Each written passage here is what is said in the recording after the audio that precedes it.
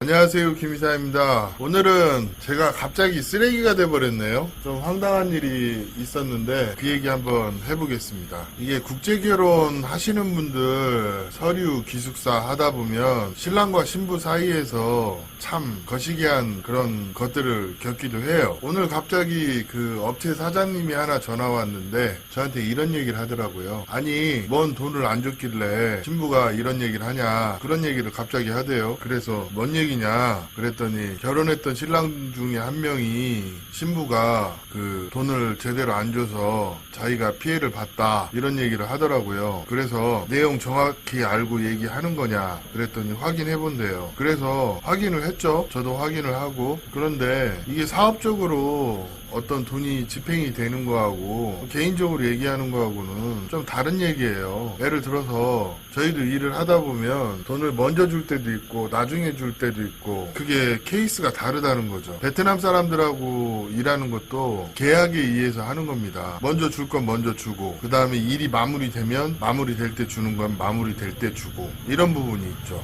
아직 일이 진행 중이다 보니까 마무리가 안 됐기 때문에 집행이 안 되는 부분은 안 될 수도 있는 거죠. 그것마저 못하면 누가 저랑 일을 합니까? 한국 사람들은 자기가 낸 비용에 대해서 확실하게 어떤 마무리가 되는 것을 원하기 때문에 마무리가 되게끔 하다 보면은 일이 완료됐을 때 돈을 지급하기도 합니다. 그게 몇십만 원 안 돼요. 그렇지만 그런 일이 있을 수 있어요. 그리고 오죽하면 저희가 그 업체 사장님한테 이런 얘기를 했어요. 지금 그 신부가 이런 얘기 저런 얘기를 하면서 이간질을 하는데, 처음에 잘못된 게 뭐냐면 다른 신부들은 800만 동, 그러니까 한화로 한 50만 원이 조금 안 돼요. 그 정도 생활비를 받고 있는데 그것도 현지에 있는 관리자한테 돈을 보내서 한 번 내지 두 번에 나눠서 돈을 주고 있습니다. 그렇게 해서 신부 씀씀이도 관리를 해주는 케이스도 있어요. 그런데 기숙사에 입소를 하면 신부 용돈을 업체로 보내라, 그래야 업체에서 그쪽에다 돈을 주고 신부를 관리를 한다, 이런 얘기를 했거든요. 그런데 신랑이 다이렉트로 매월 1000불씩 보내줘요. 그러면 이 1000불이라는 돈이 2500만 동이에요. 그러면 베트남에서 대기업에 다니는 애들도 이 돈을 못 받아요. 그런데 이 한국 남자와 결혼했다는 이유 하나만으로 그 신부는 한국에 가기 전에 그 신랑에게 2500만 동씩 받고 있는 거죠. 그러면 무슨 문제가 생기냐면 이게 이런 게 있어요. 돈이 사람을 버리기도 합니다. 현실이 그래요. 이 신부가 현재 무슨 얘기를 하고 다니냐면 공부를 가르쳐주는 선생님한테 운전기사와 바람났다고 하고, 멀쩡하게 잘 진행되고 있는 신랑 신부가 곧 깨질 거라는 둥, 이런 얘기를 하고 다녀요, 신랑한테. 그러면 그게 정상인가요? 그러다 이제 그것도 안 되니까 김이사가 돈을 떼먹었다, 이 얘기를 하는 거예요. 무슨 개소리인지는 모르겠는데 아무튼 그런 일이 있어요, 현재. 저도 황당하죠. 그래서 내용을 좀 확인을 해봤어요. 그랬더니 신랑이 또 꼬랑지를 팍 내리고 그게 확대 해석된 것 같다, 그러면서 또 신부를 두둔하더라고요. 그래 저희가 그랬어요. 그 신부는 아닌 것 같고 이미 기숙사에서 나갔고 그 에이전트 측의 통제를 벗어났다, 이 결혼에 대해서는 우리가 책임질 수 없다고 통보를 했어요. 그리고 재진행을 해주겠다고까지 얘기를 했습니다. 그런데도 신부 끼고 돌아요. 참 을 중에서도 정말 을의 연애를 하고 계시는 신랑이 하나 있는데 오죽하면 제가 대놓고 그랬습니다. 아니 뭐 어디 모자란 것도 아닌데 왜 그렇게 하는지 모르겠다, 다시 해줄 테니까 처음부터 다시 하자, 우리가 부담할 건 부담해주겠다. 이미 합의를 다 봤어요. 그리고 다시 하기로 했는데 그 신부를 놓지를 못하는 거죠. 이게 누구 잘못일까요? 정확하게 얘기해드렸습니다. 그 신부는 한국에 가더라도 문제가 있을 것 같으니까 다시 진행하시죠, 이렇게까지 얘기를 했단 말이에요. 그리고 사업적으로 돈이 지급이 되는 부분은 보통 저희 같은 경우는 2번이나 3번에 나눠서 진행이 되거든요. 그러다 보니까 어떻게 보면 그 신랑 입장에서 결혼이 안 되면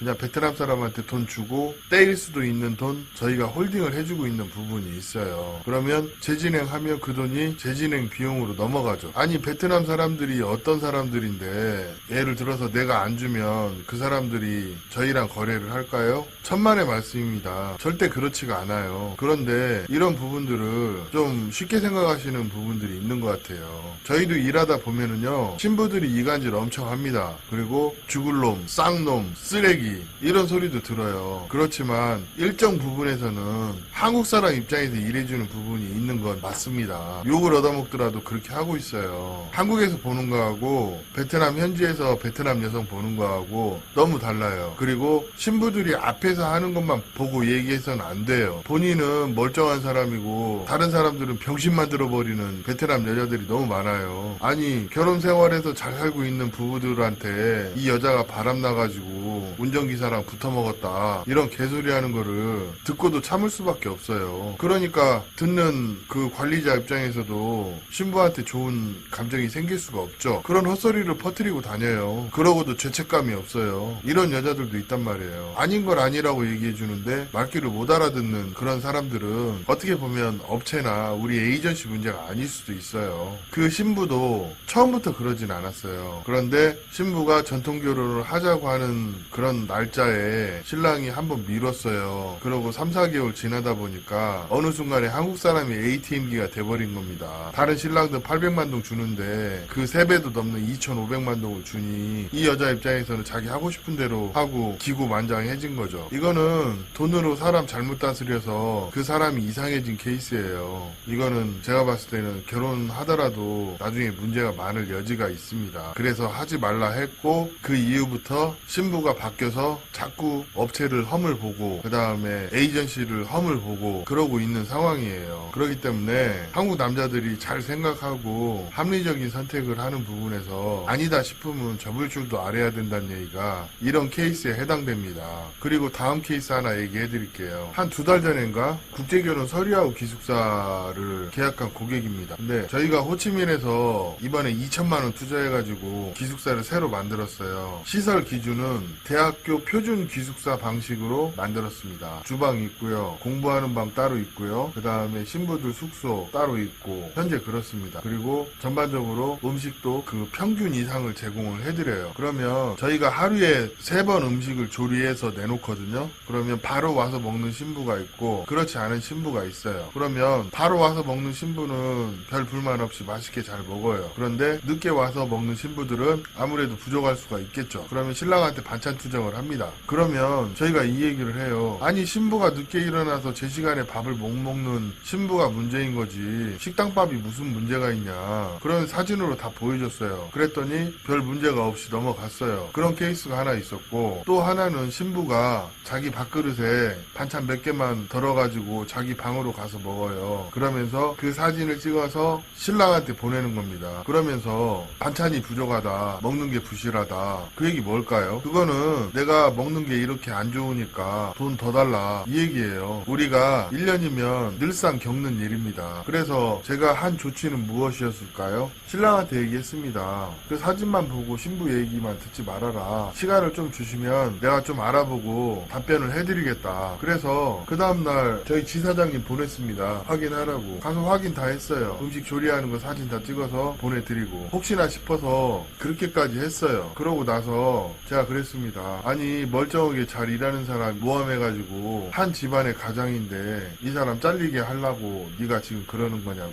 전달하라고. 근데 차마 그 얘기는 전달은 안 했더라고요. 이게 신부들이 가끔 장난을 쳐요. 그 장난을 그냥 장난으로 받아들이면 좋은데 신랑들은 민감해요. 민감할 수밖에 없죠. 혹시나 자기 마누라가 적당한 대우를 못 받나 싶어서. 근데 정확하게 얘기해드릴 수 있는 건 뭐냐면 신부가 시골에서 올라왔고 또 호치민에서 일반적인 그런 상황들을 모르다 보니까 그런 얘기를 하는 거는 그냥 해프닝이라고 칩시다. 이런 얘기하면 웃긴 얘기인데 저희 그 통합 기숙사를 운영하기 전에 예전에 기존의 기숙사는 아세프라고 호치민 영사관 별관에 있었거든요. 기숙사까지 한 14km 됐어요. 그래도 편하게 지내니까 별 문제 없이 다들 잘 지냈어요. 그런데 지금 그 통합 기숙사 운영하는 호치민 기숙사는 아세프에서 집에서 그렇게 멀지 않아요. 근데 저희가 아세프하고 일을 하지 않고 지금은 아세프에서 나온 선생님이 운영하는 학원을 그 선생님을 보고 그쪽으로 보내거든요. 그러면 현재 기숙사에서 그 어학당까지 거리가 한 6km 정도 됩니다. 그러면 쉽게 얘기하면 같은 구 안에 있는 그런 사이즈예요. 그러면 저희가 1군에 붙어있는 8군에 위치하고 있는데 그 학원은 1군하고 최대한 가까운 지역에 붙어있는 10군입니다. 그러면 호치민이 서울보다도 더 큰데 6km면 멀까요? 그렇지 않습니다. 호치민 한복판에 있어요. 그것도 가장 좋은 지역에. 그런데도 시골에서 올라온 신부들이 멀다고 가끔 어필을 신랑들한테 하면서 차비 더 달라고. 그게 현실이에요. 얼마나 마인드 후졌어요. 신랑들한테 얘기합니다. 여기 호치민 한복판입니다. 중심가고요. 저희가